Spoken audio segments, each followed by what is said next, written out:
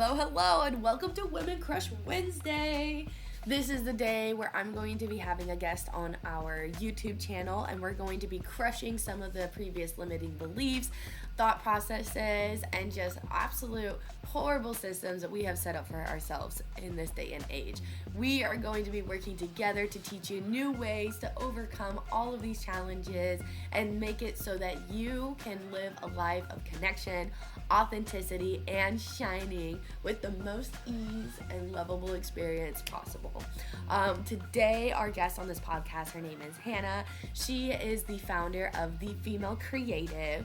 We connected through social media, and just the way that she speaks, the way that she connects with people, you can see the wisdom that she shares. So I hope that you guys like this podcast. And I hope that you guys have a great morning. Well, awesome. Well, I know whenever we connected a little bit through Facebook, you kind of talked a little bit about your journey of just like figuring out your authenticity, what those values truly meant for you, as well as like taking yourself on this emotional journey instead of putting this like unrealistic expectation of just being happy all the time. Can you give us just a little bit more of an idea of just like where you're coming from and where that breakthrough was? Yeah, sure. So, I mean, I think that journey to authenticity, I think it's something that you are always on. Like it never finishes. It's something that, especially in the society that we live in, with the pressure of social media, with the pressure of external expectations, it can be so easy to be or present yourself maybe as somebody that you think you should be rather than somebody that aligns with you. And if I kind of take you back probably about 10 years, and 10 years ago, January just gone, I had just walked away from a very toxic relationship with the father of my child. My son is now 14, and I didn't know who I was. I didn't know who I was. My confidence, my self-belief, everything had just been stripped back. I would very much describe myself as, I was surviving. There was no thriving, there was no living. It was just day by day by day, just getting through and making it to the next day. And back then, especially, I felt like I had to be who other people wanted me to be. So I had to be, in the years previous to that, I had to be the person that my ex-partner wanted me to be, this ideal of this mother, of this wife, of this woman that wasn't aligned with who I was at all. Moving on from that, and when you ever find yourself in that position where you don't know who you are, you don't know what your values are, because your values have always been tied up in somebody else's idea and ideals. And I think that is definitely something, growing up in the age that we're in, especially in the UK and the educational system, you are very much kind of kept in a box, in a naming convention, in a place. And a lot of the time we have to conform, because if you don't conform, then you're the troublemaker, you're the one that speaks out. And through peer pressure and all sorts of things, we end up down this path of conformity. So I realized that I was in a space where I didn't know who I was. I didn't know what my values were. I just knew what everyone else expected me to be. And at that particular point in time was when I launched my music career. So I was a country music singer-songwriter, I was writing my own music, I was putting that out there, but I created this persona. I created Lily Garland, and that's who I hid behind. And I didn't know who else to be in that particular time. So if I was on stage, I looked really confident, I looked like I had everything together. I was kind of singing songs like Carrie Underwood, like rockier country, and like, yeah, I'm totally in control. But behind the scenes, I wasn't. Behind the scenes, I still didn't have that level of confidence. I still very much doubted myself. I still didn't know what my values were. And I went on that path for a while, and that definitely helped. The more you put yourself out in the world, the more you start to realize not only who you want to be, but also who you don't want to be. And it's still a very difficult journey to navigate, because it was still based on external expectations. And, I went through a period of time. I was singing, I was performing, I created my own country music festival. Again, what people saw on the outside was this really confident person who could stand up in front of people, who could sing in front of people, who could present at the country music festival. But I wasn't being truly authentic. And I wasn't being inauthentic. I wasn't trying to deceive. I just didn't know what it meant yet. I just wasn't there in that place yet. And that all kind of carried on. And at that particular point in time, I changed careers as well. I used to be a police officer, and then I left the police, and I then went into the world of aviation and air traffic control and that side of things. And again, just still trying to work out what authenticity meant to me, but not explicitly. I just didn't have the understanding that I have now back then. And then, of course, the pandemic hit and everything stopped. And suddenly that shield that I had around me, that public persona, all of that was stripped back because I couldn't perform anymore. The country music festival had stopped. I was then in a place where I was yearning for connection and genuine connections, and I joined an online community where we would have just like virtual coffee dates, and we would do little activities, like we would all, I don't know, do like calligraphy online. We'd all get our own stuff via Amazon. Thank goodness that Amazon was still delivering at that time. And we would do various activities and journaling, and I think it was because I had stopped at that point, because the pandemic took away a lot of the busyness. It allowed space for a lot of people, especially women, to sit and think and reflect. And that's really scary when you get given that space, because all those thoughts start to kind of come in, and even thoughts that you don't want to have. And there the dog starts. So I was kind of going through that particular time, and I was connecting with people. And Dandy, I'll see him and I'll carry on. Dandy, here, come on.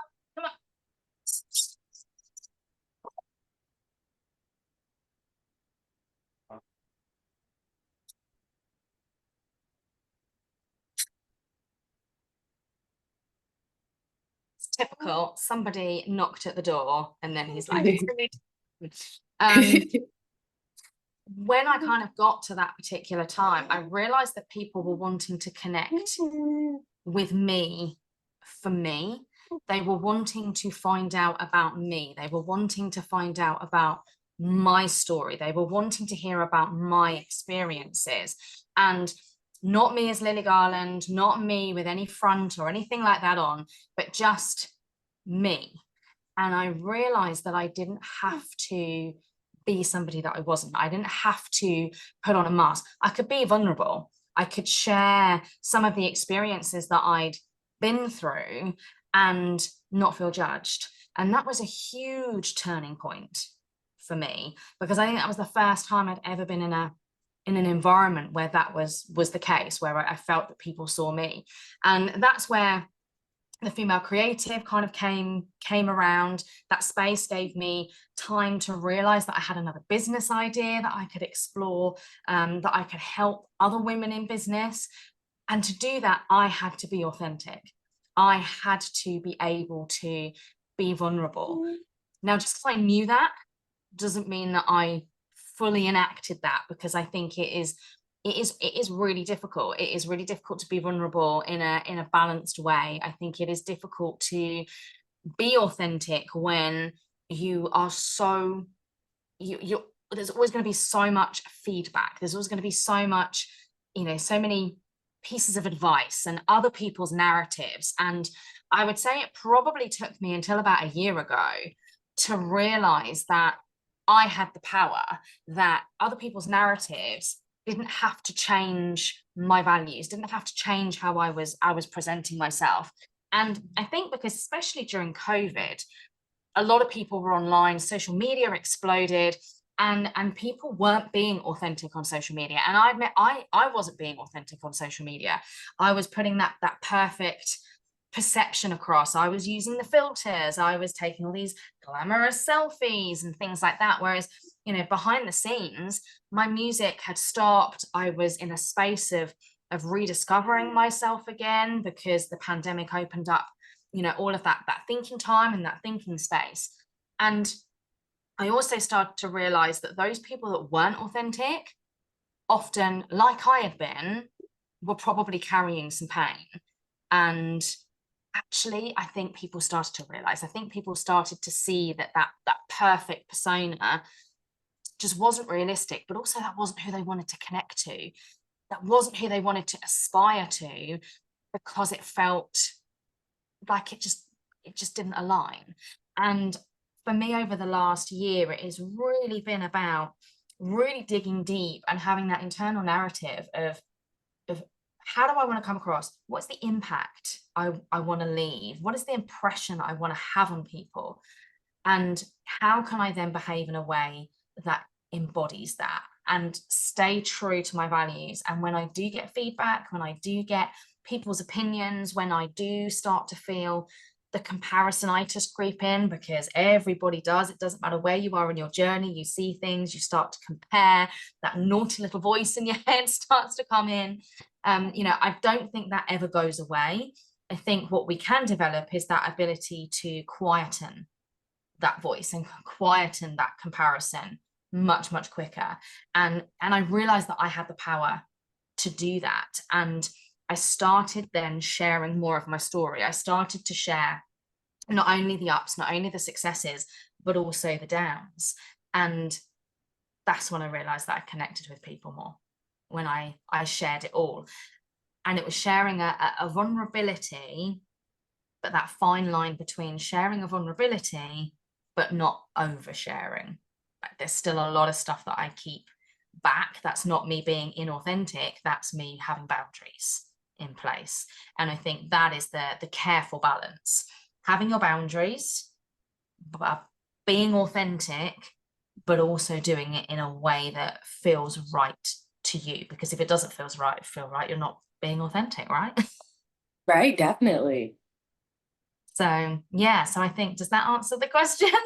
Yeah, absolutely. I love how even if you didn't have the language or like the fully conscious mind to describe like the journey that you're going on in the beginning, like you could feel in your soul that like something was missing, something wasn't right. And like you tried to find it through like country music and you tried to find it through different professions. And I'm sure that there's a lot of people along the way that you're trying to like figure out how to connect to that still like felt good to you. And like even when you didn't have the language to describe it, like you knew that something was missing. And so you went on this like fun little exploration, which I'm sure was not filled with just joyful laughter the entire time. Yeah. You went on this like fun little exploration of just trying to like figure out who you are, what matters to you. And I know in the beginning you were like, authenticity is like a lifelong journey. Like you're going to still figure out things along the way, but you've gotten now to a point where not only have you figured out that like really, really strong foundation for yourself, but you also have the language and the experience and like the little activities that you've done along the way that you can now like share that with other people and help other people find that authenticity in their own lives, which is so, so powerful because there's so many people out there that can do it for themselves, but there's so little people that can then teach that to other people in a way that gives them results. So I just think that is absolutely amazing. And I'm very, very proud of you. I know it's not an easy journey at all. No, it's not. And I think it's one thing, being on that journey of self-discovery, and especially, most women that I have come across have experienced trauma in some capacity. And as with everything in this world, there's, a wide spectrum, but ultimately trauma is trauma, and it still has not only that, physical impact on us, it has that quite long lasting psychological impact on us as well. And I think, it is being able to share that, being able to help women who can come out the other side of that and give them strategies and tactics. And, I talk a lot about creativity. I talk a lot about the power of self-validation. These are all things that help you be authentic. And like you say, it's one thing being able to do it for yourself, but then it's really important to me to be able to create a space where women can learn how to do that as well, who can learn these strategies, these tactics, these tools, because we're always going to have an element of doubt. We're always going to be in a situation, whether it be in life, whether it be in business, whether it be in an employed job, whether it be in our families, where something happens and it kind of just wobbles us, and we start to question, oh, how does that, something doesn't feel right. And it's learning to trust your gut and then being able to move past it. And that for me is something that I have learned myself. It's about how you recover. It's about how you bring yourself back onto your authentic path and realign yourself with your values, not berate yourself for maybe presenting yourself in a way that actually didn't align, or having a moment where you behaved in a way that, when you look back and you think, oh, why did I do that? That wasn't who I was. We're always going to do that.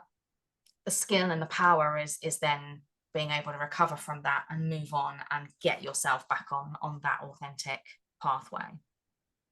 Absolutely. I definitely just wholeheartedly agree, especially when you're saying that like a huge part of connection is like creativity. Because I think when most people have this like idea of what creativity is, they're just like, oh, it's like someone sits down at an art easel and like paints this masterpiece. And I think the main thing that I try to teach other people in my life is creativity is how you approach situations. It's how you approach that communication with other people. Like it's how you just approach the connection in general.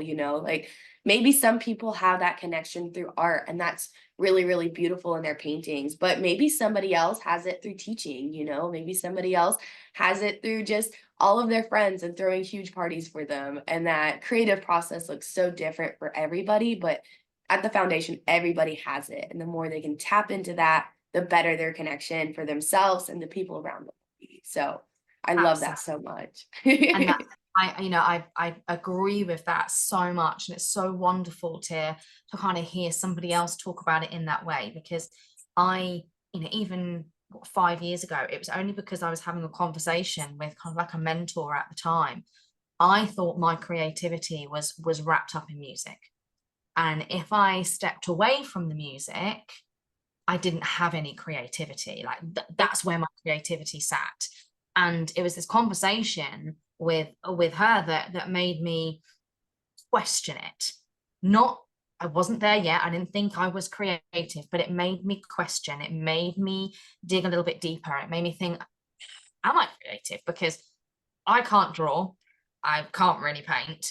And when I had to make a skirt in like textiles once that was unpicked by the teacher 4 times because it was that bad.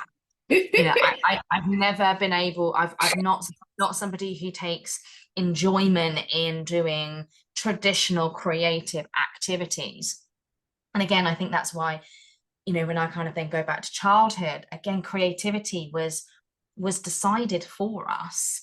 It was, you were told that you were creative or you weren't creative.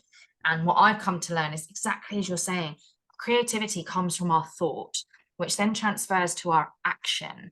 And it's how we connect with people. It's how we play, and it's how we have fun.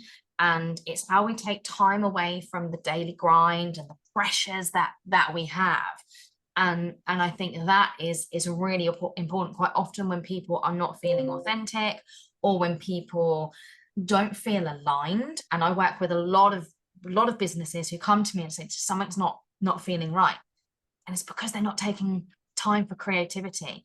Everything is driven towards financial gain or status in terms of their business, whereas if they just take time, if they look at doing something creative, whatever that might be. For me, I host a country music radio show on a radio station, and it comes with no expectations. It's just me being able to play, because I love country music. But again, when I was writing, when I was putting gigs on, when I was having to do all the social media, suddenly that creative outlet becomes a business, adds pressure, and you start to lose the fun and the enjoyment around it. So I absolutely encourage people to find what their creativity looks like, for sure. Absolutely. And just your experience, that kind of like creativity that you're talking about, is there like moments where that kind of like transitions, like you can't like find that enjoyment in like one form of creativity? And I guess, is that true for you? Yeah, I think, like running the Country Music Festival, I started running the Country Music Festival because I wanted another creative outlet. But again, after a while, it starts to become a business and the pressure gets put on and the organization. And although there are sparks, I think anytime that you are building something that might sit within the entrepreneurial space or the business space, it can be really difficult to keep that level of creativity because quite naturally pressures come in, metrics, statistics, ticket sales. So that's why I was so glad that I found the country music radio station, because it's voluntary. Like, so often people are like, oh, you're going to get paid for it. It's like, no, because that puts the pressure on. Then, like, I can just give. This is just about me giving. This is just about me connecting with other country music fans, connecting with other country music artists, with no agenda other than to give and to showcase them and other people. And and their energy spike that I get when I do that just sets me up then for the rest of the week. And it can be also, it might be a yoga class, it might be Pilates, it might be painting, it might be jewelry making, it might be some level of fitness where again you're looking at new ways of just kind of pushing yourself or trying something new. It might be learning a new skill, but again with no expectation at the end of it. It's just about enjoying it and enjoying the process and enjoying the experience, and that's when I think the creativity can flow. I love that. Just realizing that like you can be creative in it right now, and then like maybe you put too much pressure on it in some ways and you can feel that misalignment, and then like, okay, like which part of this creative process do I actually enjoy and do I actually love? And then just like doubling down and honing in on like that part of the creative like process. I think that's just absolutely brilliant. Thank you. You're welcome. Um, and then when you're taking people through your coaching business, if there's like three main tips that you could take somebody, like they're feeling so overwhelmed right now, they're like, I know I'm misaligned, I'm trying to do all these things that I'm seeing on social media, none of it's working. What's like three quick tips that you could give somebody that's like struggling to find that authenticity? So the first one is to visit your goal setting. This is something that I talk about a lot. So often people set really not strict, but there's a lot of financial pressure. Whereas I work with my clients to set a financial goal, because if you're running a business, you got to bring the money in, right? Otherwise, you're not going to have food on the table and a roof over your head. However, balance that financial goal with a creative goal and with an impact goal. Mm. Most people that are creative, whether it be in a business format, whether it be in a hobby, when we're creative, we want to give back. We want to have a positive impact. We want to have that connection with other human beings. So when you set an impact goal, you're refocusing yourself to say, right, I'm not just going to focus on the financials, but I'm going to focus on a creative outlet that isn't about making money. And I'm going to focus on an impact, which is, again, not about making money. And when you take that pressure off of the income generating, you can enjoy that. And I found is that gives you that balance. You're still driving forward as a business, you're still monetizing hopefully something that you're passionate about and that you love, but you're balancing that with, well, I'm still going to feed my creativity, and that doesn't have to sit wholly in my business. It might complement it, it might eventually contribute, or it might be something completely different, but I'm going to have this creative goal. And then the impact goal is around you giving back in some capacity. So that would be my first tip, is to set three different types of goals. My second tip, take time to play, whatever that looks like for you. When we are busy, whether you are a business owner, a student, a mum, whether you're working in the corporate world, life is so crazy busy. Like, it is ramped right back up after the pandemic.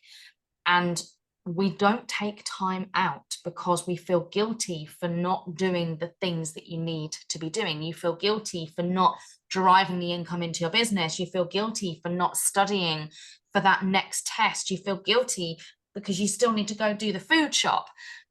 And we don't take time for ourselves, and we don't take time to play.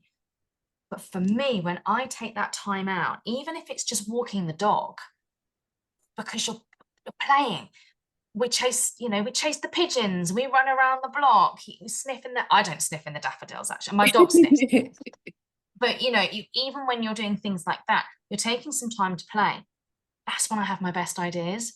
When I stop trying to work is when I come up with my next idea as to how I'm going to change the world. So take time to play, take time out, even if it feels counterproductive, even if your to-do list is like growing and growing and growing, take time out, because so much becomes clearer when you take that step back. So that's my second kind of tip. First one is about your 3 different goals. Your second one, take that time out to play. The third one around, being authentic to yourself, allowing yourself to be on that authentic path, embracing creativity and all the things that we've talked about, is so simple, but we don't do it. Celebrate your wins. Doesn't matter how small. So in fact, pretty much every single time I get a client on a coaching call, my regular clients that, I might be having 6 sessions or 12 sessions, or they're on my kind of monthly ongoing coaching, pretty much every single one of them comes on the call and they say, oh, I haven't done anything this month, or I haven't done anything since our last session. Oh, I'm really sorry. I'm like, first off, we're not apologizing, because this is for you. I'm here to help you. You don't have to apologize to me. Secondly, let's back it up a little bit and let's talk about what you've done in the last week, 2 weeks, month. And they would have done so much. But because we have this idea of what success looks like, because we have these external pressures that are all about that external validation, and you have to be doing X, Y, and Z. You've got to be posting on social media every day. You've got to be making 10K months. You've got to be hitting 6-figure business salaries. People don't hit that, which is more of the exception than the norm. We think we're failing. We don't think we're being successful. So by taking that time, and I do this, this is still a practice that I do almost daily, especially when I sit at the end of the day and think, oh God, I've not been productive. I haven't done anything today. I then just kind of just mentally go back through my day and go, well, I did the laundry, I took the dog out, I've done the shopping, I've updated my website, I've planned 3 pieces of content, I've followed up with a client. And when you start to go through it, you go, oh my gosh, I've done loads of stuff. So celebrate your wins. It doesn't matter how small they are. If you have achieved something, give yourself a pat on the back, give yourself a congratulations, because that naturally, the more you do that, the more you then focus on what you have done rather than what you haven't done, the more motivated you become mentally to then be able to keep driving forward. So yeah, set 3 types of goals, take time out to play, and kind of step away from all of the pressures and everything, and then celebrate your wins. Very awesome. I really love this, like, the framework. And I also want to say you're a very just excellent communicator. You communicate just so clearly and precisely, and then the ways that you're coming back and like re-describing each of the themes of the goals, I was like, wow, she knows what she's doing. That's the tip. I mean, I've been teaching in some capacity now for 25 years. I think I worked it out the other day. But for me, again, in terms of authenticity, I can teach anything. It's been a real journey to teach what I'm passionate about, or teach and share my story and how that links to kind of the tips, if you like. None of it's rocket science. It's all out there. But I think when you've experienced it yourself, when you've seen the benefit, when I work with my clients and I see them implement these strategies, that's where the magic is. Definitely. I 100% agree. And especially with like celebrating your wins. I think for me, that was like one of my biggest breakthroughs, because I was like, was like, how is this a win? And I reframed my mindset to be like, okay, like on a scale from 1 to 10, in like relation to my goals, did I do my best? Like it's not about like what I'm like getting from it. It's not about like the results that I'm seeing. Like just did I do my best? And when it was like a 7 or higher, I would like celebrate a little bit. I'd cook myself like a really nice dinner and I'd like just sit Yes. down and like just enjoy the moment of it. So 100% agree. And it is, it's so simple, but it's so powerful.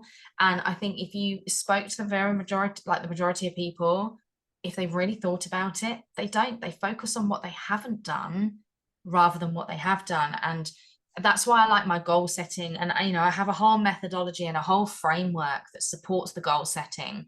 You set your 3 different types of goals, and then how you break that down to have those tangible outputs that allow you to feel that sense of achievement. And like you say, are you working towards your goal? Are you making that little ripple towards your goal? And if you are, that's worth celebrating.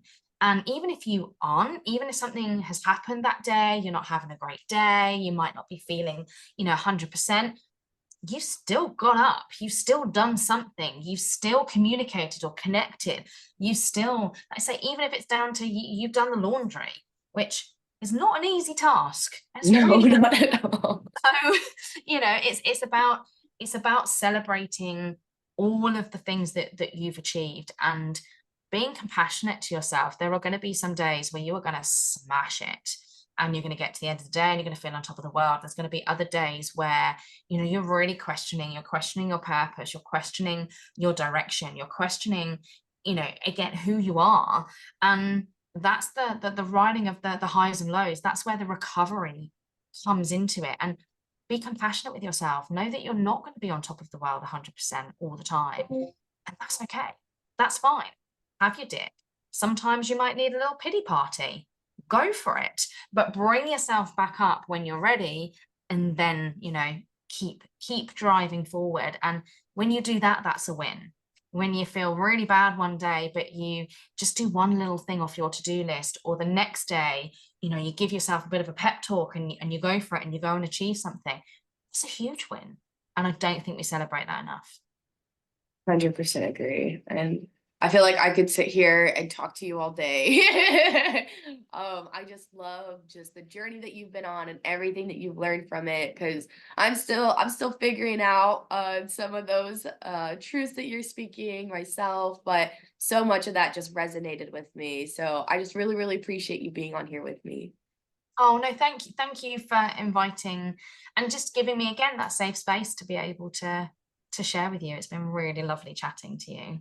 Yes, you as well. And then if anybody wants to like check you out on social media or like connect with you, where are some of the best places? Instagram is the main place I hang out. My handle is _female creative. And basically, I mean, if you put the female creative in, you'll see this branding going on, and you know that that's me. Anywhere that you've got the female creative in orange and pink, that's where I will be. But yeah, Awesome. Instagram is the platform that I hang out with the most. Please do connect on DMs if you've got any questions about my content.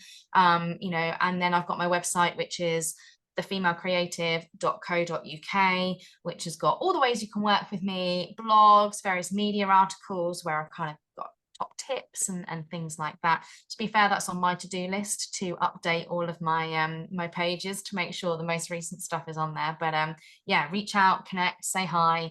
My DMs are always open. Awesome. And I'm going to post all the links in the description below so everybody can just easily check you out from there. And then is there, I guess, just any like last minute words you just want to let anybody know? I think the main thing is really believe in yourself. And I know people say that, and that's like super duper cheesy, but that's been the biggest thing I think that I've learned on this journey. When you are creative, you have the ability to reflect, you have the ability to have a little chat with yourself and say, am I being authentic? Am I doing things for the right reason? And if you can hand on heart say yes, doesn't matter what the feedback, doesn't matter what people are saying, keep going. Don't take on that external narrative. Just validate yourself, because we're all capable of knowing when we're stepping outside of our authenticity, but we're also really good at knowing when we're in it, and trust that.